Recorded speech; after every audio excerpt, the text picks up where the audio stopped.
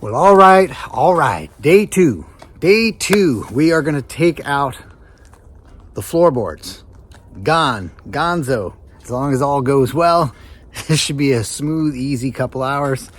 And, well, we'll see how that goes. Let's be honest. Every time you open something or take something off, there's something else. And you're like, oh, I got to deal with that. I got to deal with this. I got to deal with that. Cables, wires, and all that fun stuff. All right, let's get this started. Woo!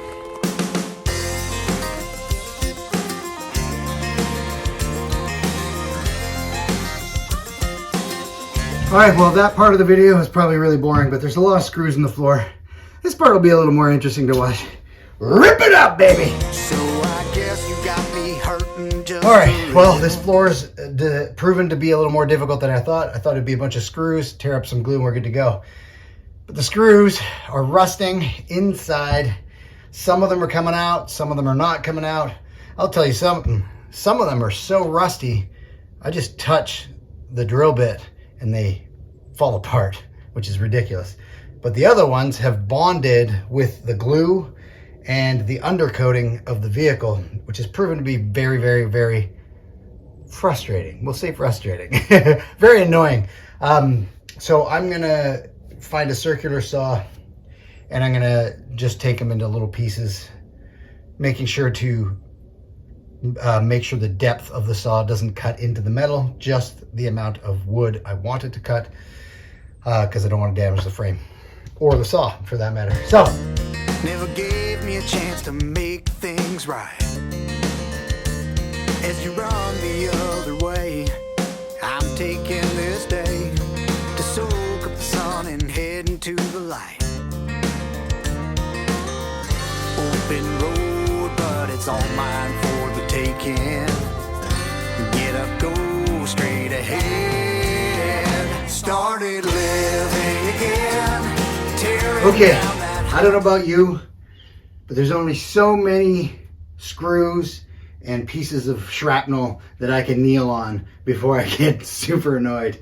And generally, actually, I do like a clean workspace. I just got a little excited in the beginning and didn't bother vacuuming because I was like, ooh, very exciting getting all this done. But yes, I just took a second to clean up so I can see what I'm kneeling on. And there are some screws that I have missed in the floor that I keep kneeling on, so there's that. And I want to take a minute here to point out again, if you're planning on buying a bus and someone is saying, don't rip up the floor, or you're talking to yourself and you're like, oh, the floor looks good, I don't need to rip it up, and because the rubber looks good, maybe there's some water stains on the rubber that they put on top of the plywood. I'm telling you, unless you buy the bus brand new off the lot, and even then, because of what I'm seeing with the manufacturer and how they left gaps in the floor, I urge you, rip it up, or at least tear up the corners, especially where the lift is, where all the entrances are, because that's where all my bad spots are. The entrance in the front, the driver's seat entrance, and the wheelchair entrance. Now I'll tell you, the wheelchair entrance is the worst. I'm going to show you some footage here just to show you how bad the rot is. Now this is on a vehicle that only has 52,000 miles or 84,000 kilometers and was used by a senior center. So that tells you they didn't drive it much. But this will show you that even with that little mileage, the rot happens fast. This just falls right off. The vacuum cleaner was picking this up. Like, I'm just rubbing it with my hands. And there, now I'm at the metal. I've just rubbed all the wood away. This is what you're trusting, especially with a bus with a wheelchair access. This is where they trusted the heaviest piece of machinery for the wheelchairs, because the wheelchair lift itself is very heavy. Not to mention the person on it and the chair. But look at that. That just comes right. It's like, I don't know, it's like wiping something. See, I'm on the metal already. The wood is destroyed, it's gone. So, lots of spots, and this is what the vacuum cleaner picked up. Picked up all the wood, and that's the metal again. So, and if you look over here, this is a gap from the manufacturer. Look how big that gap is. That's crazy. And of course, more rot here. This is at the front entrance, and I vacuumed all this out already. welcome back. Well, maybe if you're watching the video, you're still here, but this is another day for me. So what we've learned is that there's a lot of things attached underneath the floor, and I did not do that when I first started tearing out the floor, which made it very difficult because I'd pull and there'd be hoses screwed in from the bottom, tucked away underneath, and I couldn't get it out. So today we're going underneath the truck to disconnect anything that's been screwed into the floorboards from underneath. But unfortunately, I don't have one of those crawly things that goes underneath, allows you to lay down and go underneath the vehicle. So I'm gonna have to do a little Back to the Future, old school, and skateboard. What's up? We don't quit. We don't quit. We don't give up. We go under the truck, under the bus, and we figure this out. I'm about to get put under the bus. Let the healing begin. Reconcile this story. Straighten out the twists and turns. Getting over the bridges that you burned. Untangle all of the knots within my soul. You don't wind my road. You don't wind my road. All right. We got the floor out, finally. Now all we got to do is take out the air conditioning unit and prep the metal on the frame at the bottom there for resealing and painting to keep it waterproof and get rid of the rust. And then we get rid of the walls and the electrical. So there's a few things I want to talk about. As you can see, all the floor has been ripped out. And I was gonna put in the new floor, like prep the metal and rust proof it and get rid of any rust and cut out any rusted pieces before I did the walls. But I'm having a problem with this air conditioning unit. This air conditioning unit is a two-piece that's connected to the engine, which means I have to take, if I want to take this out, which I do, because it won't operate without the engine of the vehicle being on. I'd rather have something solar powered. I have to take these two pieces out, and I have to take the connection from the engine out, and then I have to put in a condenser in the front of the engine where the original one would have gone if it wasn't a bus, if it was just a regular van, and then reconnect everything. So with that in mind, I've decided to keep the ball rolling and also to access any cables and tubes, pipes that are carrying the flow of the water and the freon and the electricity.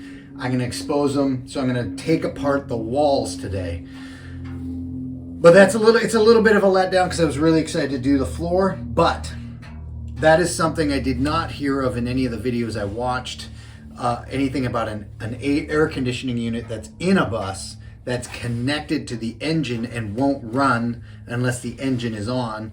And if you take it out, you have to take out the guts and the plumbing to the engine itself and then replace it with the OEM stuff. So just a little heads up for anyone who's considering converting a shuttle bus. That's something to be aware of. What was the other thing? There was something else I wanted to talk about. Oh yes, the fiberglass.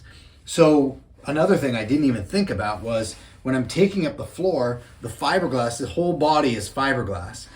And it goes down and then it blends, it's melted onto the wood flooring. So when you're taking that up, be careful. The other issue that's taken me so long to do this is that the fiberglass covers a bunch of screws that hold that board into place. Now, that was a real pain in my butt, I have to be honest. So try and be patient.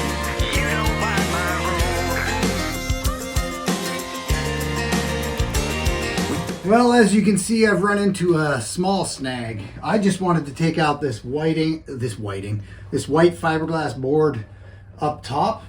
I wanted to keep that white stuff where the driver sits, but they overlap and there's a bolt deep inside the area where the driver sits. So now I have to make that decision. I gotta have to pull the whole thing out.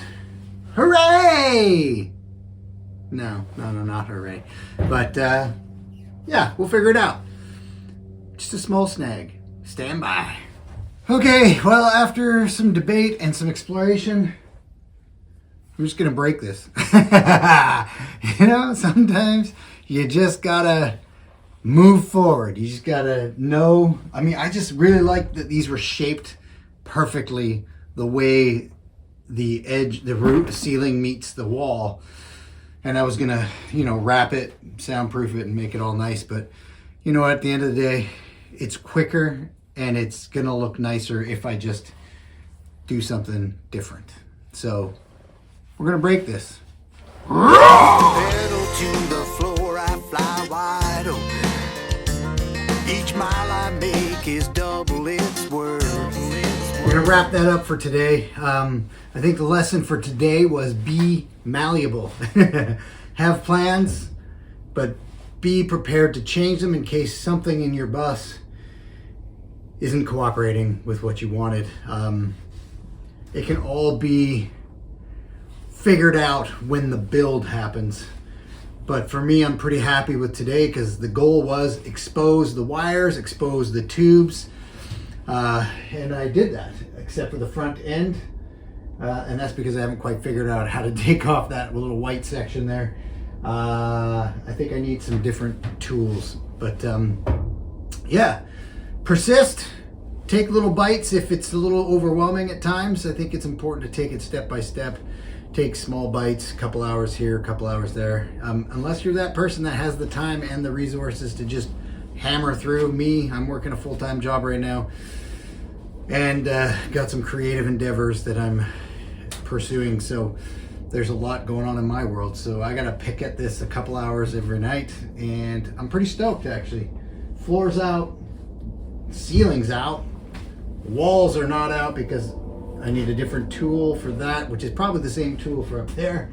And yeah, then we're good to go. Then it'll be windows and getting rid of the air conditioner. It's gonna cost. So the mechanic told me that if they take it out and reset it, it's 10 to 15 hours at $177 an hour, which is a lot of money when you're trying to do it yourself and save money. So I've been calling around to see if I know any mechanics or people that understand the air conditioning and the engine flow, which I do not. There's a couple people, hopefully they'll be able to pull that out, and now that everything's exposed, hopefully that'll make it easier. Anyway, I hope that was helpful. Let's keep going, people. Woo! How's your bus going?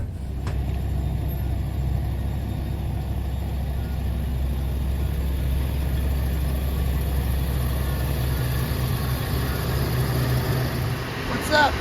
It's too nice outside, so we're not gonna work inside, pulling it outside. Do a little grinding.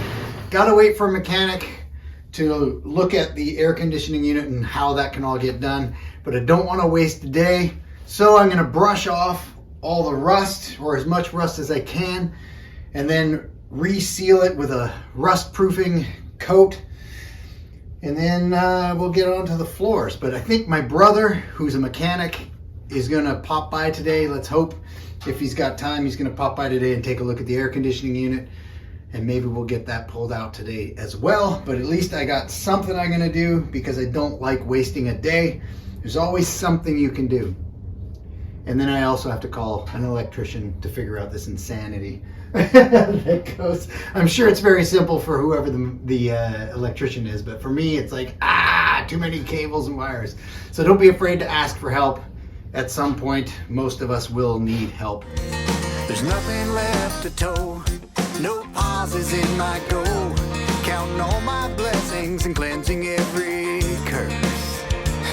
All right, so you might have seen someone jump in. That was my brother. We looked at the AC unit, and because the Freon is so dangerous, we can do it on our own, but it's too much, and we thought it's better to just hire someone to extract the 4 pounds of Freon from this system, and then we'll move into the tearing it down and taking it out, and that'll be a huge weight lifted off my shoulders, because then all this plumbing and all this electrical will be taken out, and it'll be making me very happy. So he's gone. He helped me remove some of the gadgets up in the engine compartment, which is fantastic. And now I'm going to get back to getting rid of the rust. Windows down, feel the heat off of the desert. Ocean bound, straight ahead. All right, so batteries are all dead. And I'm all out of the rust removing discs. So I got to go back tomorrow. I didn't realize how many that would take. But feeling good about today. Trimmed off the bulk of the fiberglass ending. I just got to trim off this side, pull up some boards that I did not get before. So I'm pretty stoked. Today was a pretty effective and productive day. I do have a professional coming in to remove the Freon. I think I said that already, but if I didn't, I have a professional coming in a couple days.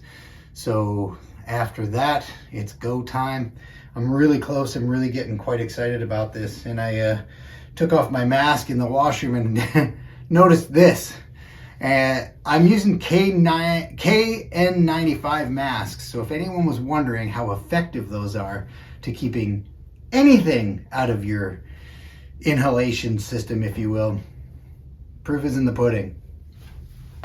It's not working that great, but I'm happy to have what I have. Better to have it grab most of it than breathing in fiberglass and rust particles. So proof is in the pudding. Anyway, now I'm babbling because I'm tired and I want to go eat. Let's eat!